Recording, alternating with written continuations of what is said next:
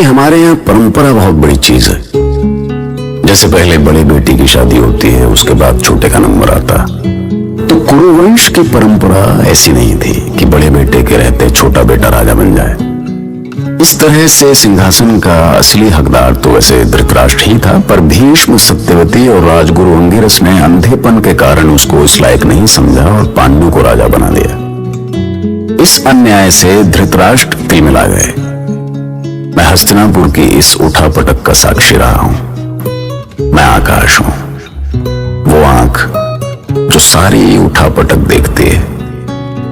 खड़े खड़े भाइयों और बहन के साथ हुए अन्याय का बदला लेने के लिए शकुनी ऐसी ही किसी चिंगारी को ढूंढ रहा था, जिसको हवा देके वो हस्तिनापुर को बर्बाद कर सके। पर मैं जानती हूँ शकुनी कि मेरे पति निर्दोष हैं। मैंने आंखों पर पट्टी अपनी इच्छा से बांधी है। मुझे अपने घाव मत दिखाओ बहन। मेरी ये लंगड़ी टांग ही मुझे मेरे प्रण का स्मरण कराने के लिए काफी है। नहीं शकुनी, नहीं, तुम कुछ ऐसा मत कर बैठना कि तुम्हारी बहन को चोट पहुंचे।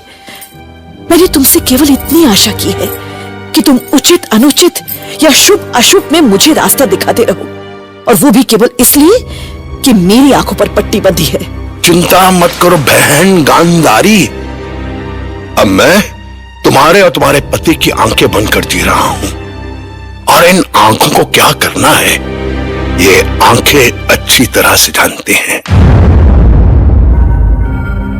माँ, माँ, मैं आ रहा हूँ माँ, आपके पास आ रहा हूँ। धात्री, धात्री, क्या हुआ कुंती? तुमने कुछ सुना? मेरा पुत्र मुझे बुला रहा है। वो मुझे ढूंढ रहा है। बस करो कुंती, तुम्हें क्यों भूल जाती हो कि तुम अब राजा भोज की बेटी नहीं, हस्तिनापुर की बहू हो। यदि किसी को थोड़ी सी भी आशंका हो गई तो अनर्थ हो जाएगा। तो मैं क्या करूं धात्री? मैं भले उससे दूर हो गई हूं, पर वो अभी भी मुझसे दूर नहीं हुआ, और दूर होगा भी नहीं। बस तुम इस रहस्य को अपने मन में छुपा कर रखो। मुझे उसकी सारी सूचनाएं मिल रही है। अब तो उसका नामकरण भी हो चुका है। नामकरण? क्या नाम रखा है मेरे पुत्र का? कर्ण। कर्ण? सावधान कुंती, देवी गांधारी तुम्हारी कक्ष की ओर ही आ रही है। हाँ, पर जाओ, आगे बढ़कर उनका स्वागत करो। दीदी, आशीर्वाद दीजिए। आप महारानी पद की गरिमा का ध्यान रखिए देवी। मेरे चरण स्पर्श करके मुझे पाप का भागी क्यों बना रही हैं? पाप? आपके चरण का स्पर्श पाकर तो मैं पुण्य की भागी बनूंगी दीदी। आशीर्वाद दीजिए मुझे। आशीर्वाद तो बड़े देते हैं कुंती। मैं हस्तिनापुर की महारानी से बड़ी कैसे हो सकती हूँ? ऐसा कहकर मुझे अपने स्नेह से वंचित ना करें। महारानी होने भर से मैं आपसे बड़ी नहीं हो सकती। भाभी श्री, आपको यहाँ देख के मैं धन्य हुआ। आशीर्वाद दें भाभी श्री। अरे अरे, मेरे पैर में छू भैया। भाभी माँ समान होती है। हमारे संबंध भले ही देवर भाभी के हों, पर अच्छा सुनो, मैं ये कहने आई हूँ कि राजकाज में जब भी मेरी कोई आवश्यकता हो मुझे याद करना। ये मत सोचना कि आंखों पर पट्टी बंधी है तो मैं भला ऐसा क्यों सोचूंगा? अंधकार और प्रकाश तो मन में होता है। और आपको पता है भाभी श्री कि मुझे ये राजपद क्यों दिया गया है? इसलिए कि आपके पास आंखें हैं।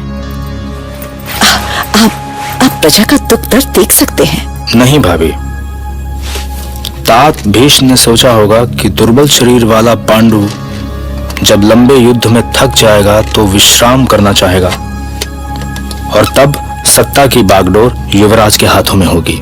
ये किसने कहा तुमसे? मैंने कहा, मुझे तो ऐसा ही लगता है, वरना कोई मुझ जैसे दुर्बल को सिंहासन क्यों देता? हम भाइयों को अलग करके ना देखें भाभी श्री, हम दोनों एक ही हैं। सच दीदी, सिंहासन का अधिकारी कोई भी हो, है तो दोनों भाई ही। आप दोनों भाई एक हो ही नहीं सकते जीजाश्री। दोनों के विचार और आदतों में धरती आकाश का अंतर है। आप करते रहिए अपने प्रिय भ्राता पर प्रेम की वर्षा और वो छतरी लगा लेंगे। आपको समझना होगा जीजा श्री कि आपका प्रेम आपको हस्तिनापुर के सम्राट का सम्मान नहीं दिला सकता। जब मैं सम्राट हूं ही नहीं तो क्यों मिलेगा मुझे सम्राट का सम्मान? मैं किसी भ्रम में नहीं हूं। भ्रम नहीं जीजा श्री, उसे संकल्प कहते हैं। बस आप संकल्प कीजिए और आपका संकल्प आपको सम्राट बनाएगा, क्योंकि युवराज ही एक दिन सम्राट बनता है। और क्या पता वो दिन कब आ जाए। असल में शकुनी जानता था कि झूठ को अगर बार बार दोहराया जाए तो एक ना एक दिन वो सच लगने लगता। और फिर यहां तो बात ही कुछ और थी। सिंहासन धृतराष्ट्र की कमजोरी थी, जबकि उधर महाराज पांडु को सिंहासन जैसे काटने को आता था। मैं तो राज सिंहासन पर बैठकर भी तुम्हारी यादों से मुक्त नहीं हो पाता कुंती। मैं जानती हूँ महाराज कि आप मुझसे कितना प्रेम करते हैं। बस मुझे अपने पुत्र। क्या कहा? तुम्हारा पुत्र? मेरे कहने का अर्थ है कि हमारा एक पुत्र होता तो तो इसलिए तुम उदास रहती हो? आप जब साथ हैं तो मैं उदास क्यों रहूंगी स्वामी? मैंने तो बस अपनी कामना प्रकट की। तुम्हारी कामना अवश्य पूरी होगी कुंती। मैं कई दिनों से सोच रहा था कि राजकाज के तनाव से छुट्टी लेकर तुम्हारे साथ किसी शांत पर्वत स्थल पर चलूं, जहां गीत गाते झरने हों, शीतल मंद समीर हो, पंछियों का कलरव हो, भंवरों का गुंजन हो। पर आप राजकाज के दायित्व से कैसे मुक्त हो सकते हैं महाराज? तुम जानती हो कुंती कि राजकाज में मेरी इतनी रुचि नहीं है। वैसे भी राजपद के अधिकारी तो भ्राताश्री ही है ना। क्या उन्होंने ऐसा कुछ कहा है? नहीं, वो मुझसे बहुत प्रेम करते हैं, बस वो अपना प्रेम जता नहीं पाते। पर दीदी गांधारी की बातों से ऐसा तो नहीं लगता। मैं समझता हूं कि तुमने ऐसा क्यों कहा, पर ऐसी कौन सी पत्नी होगी जो अपने पति के बारे में अच्छा नहीं सोचती होगी? वैसे भैया धृतराष्ट्र ने भी आज तक मुझसे कभी कुछ कहा तो नहीं, मगर बातें करते हुए अक्सर उनके मन की पीड़ा उभर आती है। पीड़ा? कैसी पीड़ा? यही कि बड़ा भाई होते हुए भी सिंहासन उन्हें नहीं मिला। तो क्या आपने उनके लिए कुछ सोचा है? मैं ये राजकाज उन्हें सौंपकर तुम्हारे साथ शांति से जीना चाहता हूं। वहीं से प्रजा के लिए जो कुछ भी बन पड़ेगा करूंगा। तुम चलोगी मेरे साथ? आपको इसमें कोई संदेह है? मेरे लिए जहां आप हैं वही मेरा स्वर्ग है। वैसे भी मुझे महलों की इन दीवारों में चैन नहीं मिलता। तब समझो कि ये शुभ समय शीघ्र आने वाला है। एक स्त्री के लिए मातृत्व से बढ़कर और कोई सुख नहीं है आर्य। मेरी कामना है कि मैं ढेर सारे बच्चों की मां बनूं, उन पर अपनी ममता ने उछावर करूं। हाँ, और मैं भी ढेर सारे बच्चों का पिता होना चाहता हूं गांधारी। पर जब तक ईश्वर की इच्छा नहीं होती तब तक ये स्वप्न ही है। हमें इस स्वप्न को सच करना होगा गांधारी, चाहे जैसे भी हो। परंतु आर्य, समय से पहले कुछ नहीं होता। हाँ, महर्षि व्यास ज्योतिष विद्या के महान ज्ञाता हैं। वो इस संबंध में अवश्य कुछ बता सकते हैं। हाँ, पर वो मिलेंगे कहाँ? इसी राजभवन में। वो कल ही आ रहे हैं। महर्षि व्यास की! महर्षि व्यास की! आशीर्वाद दें तात। कल्याण हो।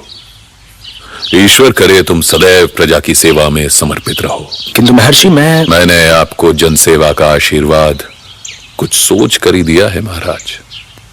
मुझसे कुछ छुपा नहीं है। मैं जानता हूं आपका मन विचलित हो रहा है, पर एक बात गांठ बांध कर रख लो कि ये विरक्ति आपके लिए शुभ नहीं है। प्रणाम ऋषिवर। कल्याण हो। ये देवी गांधारी आपका आशीर्वाद चाहती है। वो अपने भविष्य के विषय में आपसे कुछ जानना चाहती है ऋषिवर। मैं जानता हूं युवराज धृतराष्ट्र कि देवी गांधारी को पुत्र की कामना है और उनकी ये कामना अवश्य पूर्ण होगी। तो भाई साहब, महर्षि व्यास ने गांधारी को एक नहीं, दो नहीं, पूरे 100 पुत्रों का आशीर्वाद दिया। लेकिन उन्होंने ये नहीं बताया कि ये पुत्र कब और कैसे होंगे। बस परेशानी यहीं से शुरू हो गई। महर्षि का आशीर्वाद पाने के बाद भी साल पर साल बीतते जा रहे थे और आखिरकार गांधारी और धृतराष्ट्र का धैर्य जवाब देने लगा। अब यह इंतजार की भी कोई सीमा होती है। खासकर धृतराष्ट्र को जल्दी इसलिए भी थी कि वो अपनी संतान पांडु से पहले पाना चाहते थे। लेकिन जैसा हम चाहते हैं वैसा अक्सर कहां हो पाता। और फिर जल्दबाजी अक्सर अपने पीछे एक पछतावा छोड़ जाती है। सुने हो, जल्दबाजी का काम शैतान का है ना। सुनते रहिए महाभारत।